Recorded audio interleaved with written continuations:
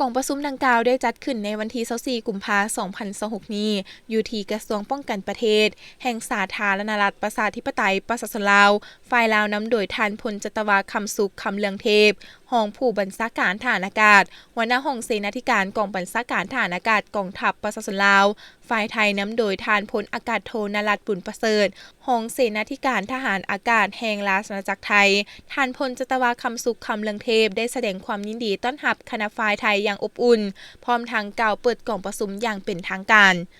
กองประชุมทั้งสองฝ่ายได้ผลัดเปลี่ยนกันมีคำเห็นอย่างกงไปกงมาพร้อมทางสรุปตีราคาคืนการหัวมือในปีที่ผ่านมาและกำหนดแผนการหัวมือในปีต่อหน้ากองประชุมได้ปรึกษาหารือเกี่ยวกับการแลกเปลี่ยนเยี่ยมยามซึ่งกันและกันการแลกเปลี่ยนด้านการศึกษาการแลกเปลี่ยนเกี่ยวกับการฝึกซ้อมและการแลกเปลี่ยนประสบการณ์เพื่อเป็นการส่งเสริมให้นายทหารทั้งสองฝ่ายได้รับความรู้บทเรียนใหม่ซึ่งกันและกัน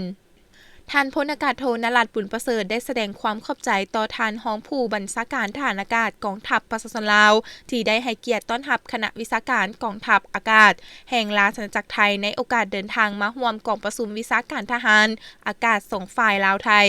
ในโอกาสเดินทางมาร่วมกองประชุมวิชาการทหารอากาศ2ฝ่ายลาวไทยครั้งที่10นี้พร้อมทั้งมีคำเห็นแลกเปลี่ยนกองประชุมครั้งนี้สุดที่มีความหมายความสำคัญนอกจากจะเป็นการสรุปเวียกงานร่วมมือในระยะผ่านมา